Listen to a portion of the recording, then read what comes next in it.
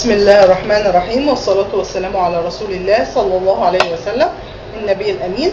صديقاتي وحبيباتي، عاملين ايه؟ يا رب تكونوا بخير. معلش اتأخرت عليكم، لكن عايزة اصالحكم النهارده بحاجة حلوة بسيسة ان شاء الله. انتوا عارفين الامتحانات على الابواب، فطبعا بالليل كده بحب اعمل لاولادي اي حاجة مسكرة. فالنهارده ان شاء الله هنعمل مع بعض البسيسة بطريقة سهلة، وهي بتبقى جميلة جدا وتحفة. فان شاء الله هنسمي الله. انا هعمل صينيتين لان بحب اركنها في الثلاجة، اللي يروح ويجي ياخد منها براحته. فهنسمي الله. بسم الله الرحمن الرحيم. المقادير يا حبايبي، انا هقول المقادير للصينيتين وانتي بقى اسميهم على صينية. بالنسبة اول حاجة اهي، بالنسبة لديت انا عاملة 4 كوبايات ذرة، 4 كوبايات ذرة صفراء اللي هي بتاعة البسيسة. بتجيبيها يا حبيبتي من عند العطار. انا جبت نص كيلو، كان عامل 5 جنيه، يعني الكيلو عامل 10 جنيه. بتحطي 4 كوبايات دقيق للصينيتين اهو، لونها حتى مصفر بس فاتح لان انا مضيفه عليها الدقيق الابيض. فانا هحط 4. نيجي بقى للمقادير. 4 كوبايات دقيق، تمام. 4 مجات بالحجم ده دقيق ذرة، ومجين دقيق ابيض عادي، تمام. يعني انت لو هتعملي حبيبتي صينيه واحده يبقى هتعملي عليها مجين دقيق ذرة، عليهم مج واحد دقيق ابيض. خلاص. حطيت ال4 مجات مع المجين الدقيق عشان هعمل الصينيتين، وقلبتهم كويس جدا جدا جدا. حطيت عليهم ذره ملح. خلاص. ده كده الموضوع خلاص كده ايه، تمام. بالنسبه للمواد الجافه هتحطي كيسين بيكنج باودر. بسم الله الرحمن الرحيم. انا ده كيس يعني كنت اخده منه شويه قبل كده اهو، فهقول لكم دلوقتي انا هحط ايه معاه. ادي الكيس الثاني. انا بحب ازود الماده الرافعه، بحب ازود الماده الرافعه عشان خاطر البسيسه عندي تبقى يعني ما شاء الله تبقى هشه وتبقى طعمها جميل. وهاخد عشان خاطر الكيس الثاني كان الكميه فيه قليله، هاخد بصوا بيكنج صودا. بصوا يا بنات اهي، حبه صغيره جدا على طرف المعلقه، بتديلها يعني بتعلي معايا القوام بتاعها. بصوا في حاجه عايزه اقول لكم عليها. احنا لو هتستخدمي بيكنج باودر للكيكات او للبسيسه او لاي حاجه، تمام. لكن انا باجي بعض انواع المعجنات زي البسيسه وزي الكيكه اللي هي بنحط لها بلح او فواكه او كده، بحط معاها نص معلقه زي اللي انتوا شفتوها كده بيكنج صودا. بترفع معاها، لان اوقات لما بتكون المعجنات نفسها انت مزوده فيها الدقيق، زي مثلا البسيسه ديت احنا مزودين الدقيق فيها،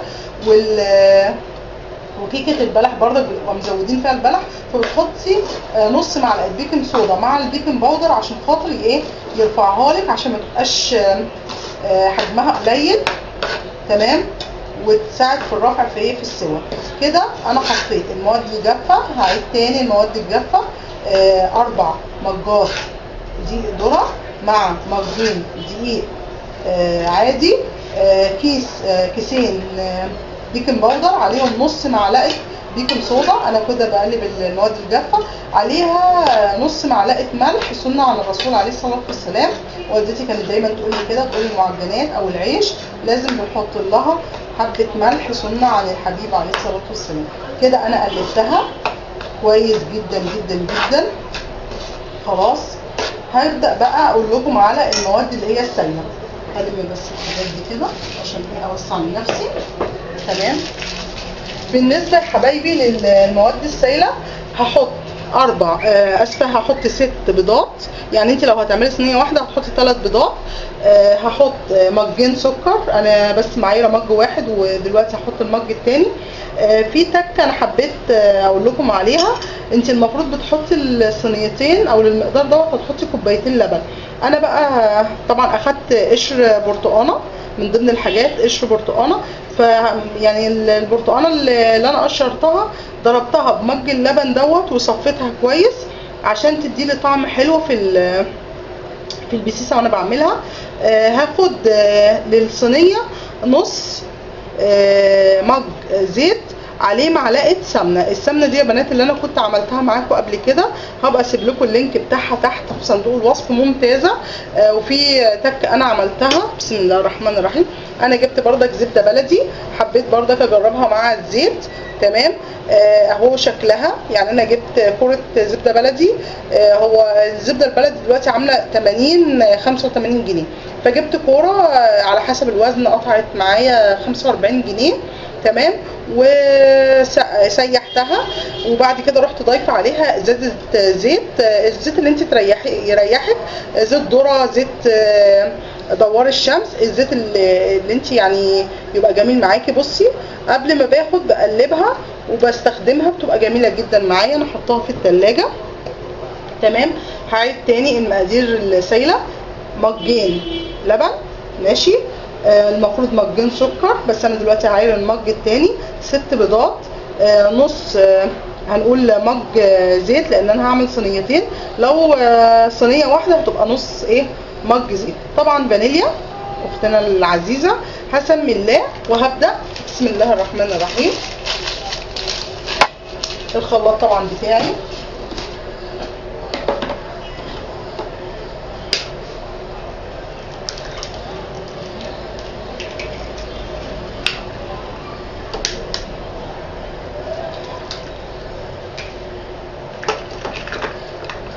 وانت يا حبيبتي وانت بتشتغلي لازم بتسمي الله وبتستغفري وبتسبحي تصلي على الرسول عليه الصلاه والسلام. الحاجات دي بتقرا قران، الحاجات دي بتخلي اكلك والله والله والله بتخلي اكلك زي الشهد، جميل جدا وطعمه جميل جدا، وبتخلي فيه بفضل الله عز وجل بركه. فيعني يا حبايبي لازم بنذكر ربنا كتير على الاكل بتاعنا، لان ما شاء الله لا قوه الا بالله، طالما بيعمل يعني بيدينا نتيجه جميله، وربنا بيبارك لنا في رزقنا، ويعني ربنا يبعد عننا وعنكم الشيطان، امين يا رب العالمين. خلاص كده انا حطيت كسرت ال6 بيضات بتوعي، وبعد كده اهو هحط فانيليا مقدار كويس، عشان خاطر طبعا البيض لازم بتحطي له فانيليا كويسه. لو انت بتستخدمي اكياس هتستخدمي كيسين، لو انت بتستخدمي الفانيليا ديت هتستخدمي نص ازازه. هضرب البيض الاول برضو مبرح، مش هعتقد. بسم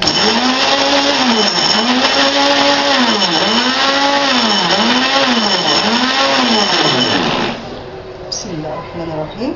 انزل بالسكر اهو اول مج، الثاني مج اهو، بسم الله. بسم الله الرحمن الرحيم. تاني مج يا بنات انا مش هملاها على الاخر، عشان انا ما بحبش الحاجه تبقى مسكره قوي. تمام. لكن اللي بيحب يبقى ظاهر انها الكيكه او البسيسه.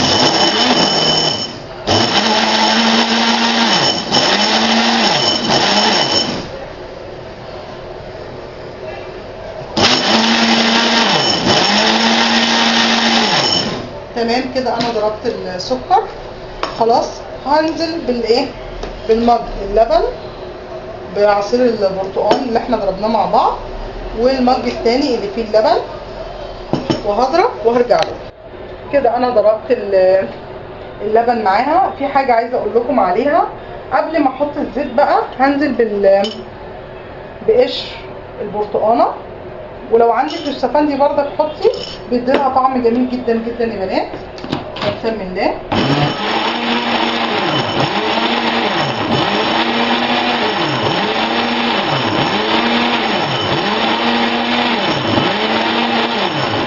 كده انا خلاص تمام. هجيب بقى الزيت، اي زيت انت بتستريح معاه، دوار الشمس، زيت ذره، اللي انت بتستريحي معاه حطيه. احنا لو هنعمل صينيه واحده هحط نص كوبايه، لكن انا دلوقتي هعمل صينيتين، فهحط هحط لكم ازازه زيت، اسفه، هحط كوبايه مج زيت. بسم الله الرحمن الرحيم. تمام كده.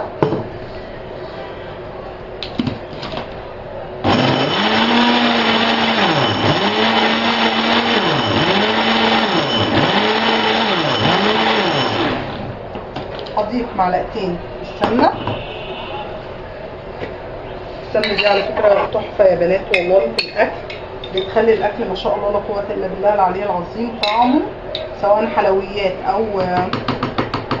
او حوادق، بتخلي طعم الاكل تحفه. يا رب تجربوها، سواء زبده اللي هي الصفرا اللي هي النيوزيلندي او الزبده البلدي بتاعتنا. الاثنين لما بتزودي لهم زيت، اولا بتبقى طعمها خفيف جدا في الاكل،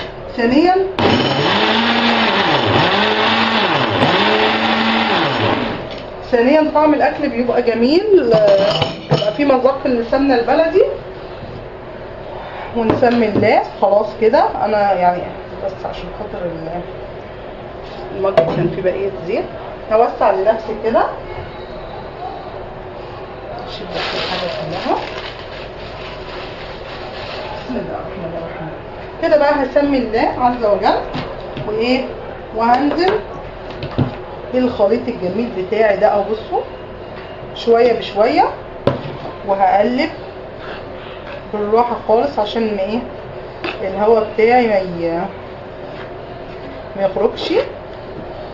تمام كده اهو، بصوا كده اهو. هبدا اصب شويه تاني. بسم الله الرحمن الرحيم. هنقرا قران واحنا بنشتغل، نتفق على كده. واحنا بنعمل اي حاجه وانتي ماشيه في الشارع تستغفري ربنا، تقراي القران. في واحده بعتت لي حاجه يا بنات عايزه اقول لكم عليها، ربنا يجازيها خير. اما في حلقه انا كنت عاملاها عن الصدقه، ففي اخت بعتت لي على الخاص بتقول لي ان هي بدات تعمل حاجه كويسه وعايزه البنات كلها تبدا تعمل زيها. فقالت لي يا ريت لو اقول لكم عليها. هي بتقول لي ان دلوقتي هي لاحظت ان في غلا وفي ناس فقيره جدا ما بتقدرش تاكل كويس. فهي البنوته ديت ربنا يجازيها خير يا رب ويجازي كل اللي يعمل خير، بتقول لي كل يوم جمعه بدات تاخد والدها ووالدتها، وهم ما شاء الله يعني عندهم عربيه وكده، فبتقول لي بتعمل من الفطار. قالت لي عشان خاطر ما تقلش على اي حد، قالت لي هي بدات بالفطار، وجبه فطار بتعمل سندوتشات وازازه ميه من بيتها زي اللي هي بتشربها، وبتاخدها وبتمشي بالعربيه. اول ما بتلاقي حد فقير بتديله الفطار دوت، وبتديله ازازه الميه. فقالت لي هي بدات بكده، وان شاء الله يعني قدام شويه ربنا يوسع رزقها يعني كمان. قالت لي وبدات تلاقي خير كتير ما شاء الله، لا قوه الا بالله العلي العظيم، بفضل الله وفضل الصدقه، لان هي فيها شامله حاجتين يا بنات. الموضوع دوت انا بصراحه يعني ما شاء الله لا قوه الا بالله فرحت بيها جدا، وفرحت ان في الامثله ديت في بناتنا الصغيرين، وقد ايه هي بتفكر في الفقير. فهي بتقول لي ان هي فيها يعني حاجتين، يعني اولا صدقه، ثانيا اطعام الطعام، لان انتوا ما تعرفوش يعني سبحان الله اطعام الطعام ده شيء يعني ثوابه عند ربنا كبير جدا. ما بالك ديت ما شاء الله هي ضمت فيها الاثنين، الصدقه واطعام الطعام. ربنا يجازيها خير، ويا رب يجازي كل اللي يسعد فقير واللي يعمل صدقه واللي يعمل خير ربنا يجازيه خير. فهي قالت لي ان انا اوصل صوتها ليكم، ويا ريت لو حد يقدر يعمل زيها يعني. يا رب تاخد هي كمان يعني الاجر والثواب معاه. ويعني لان اللي بينشر فكره طيبه ربنا بيرزقه يعني من جنس الثواب. فاللي تقدر يا بنات تعمل حتى لو سندوتشين من فطارك، وتخرجي وانت ماشيه في الشارع، هتلاقي والله هتلاقي فقراء. يعني في الفقراء كتير ما شاء الله لا قوه الا بالله العلي العظيم. يا رب يوسع ارزاقنا وارزاق الناس كلها. مش هيقلل يا حبيبتي من فطارك حاجه ومن رزقك حاجه، بالعكس انت هتلاقي بفضل الله عز وجل خير. يعني مقدار الصدقه كبيره جدا عند ربنا، فهي ربنا يجازيها خير. جمعت الاثنين، يا رب يصلح حالها ويوفقها. وهي بتقول لكم ادعوا لها بظهر الغيب ان ربنا يوفقها ويرزقها من فضله بالخير يا رب. هي ما شاء الله عليها يعني بنوته ممتازه، ربنا يرزقها بالخير من جنس عملها يا رب، هي ووالدها ووالدتها.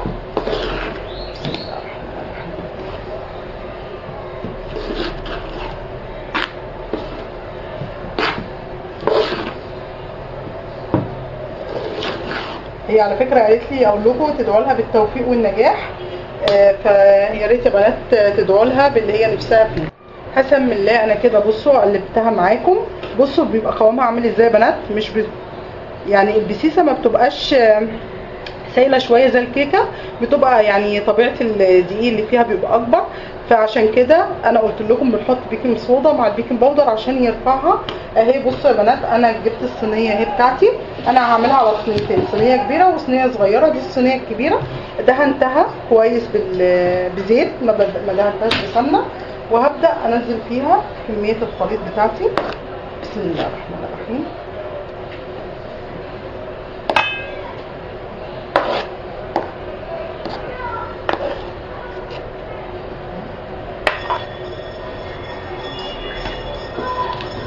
بالمعلقه هبدا افرد بالراحه اهي كده.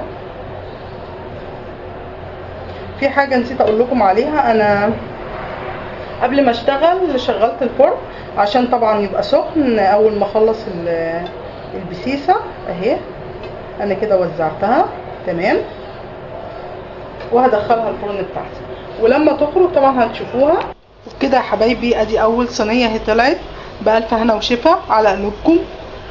جميله، بصوا ما شاء الله لا قوه الا بالله ارتفعت قد ايه، وفي التقطيع بتبقى هشه وجميله جدا. انا طبعا لسه مخرجاها من الفرن فما ينفعش ان انا اكل منها دلوقتي انا وولادي.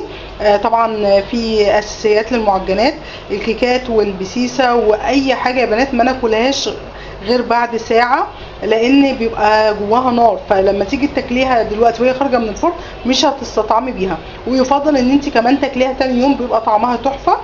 بألف هنا وشفا على قلوبكم. ما تنسوش يا حبايبي تعملوا لايك وسبسكرايب للقناه عشان تدعموها. يا ريت يا بنات شير عشان الكل يستفيد. والسلام عليكم ورحمه الله وبركاته. استودعكم الله الذي لا تضيع ودائعه.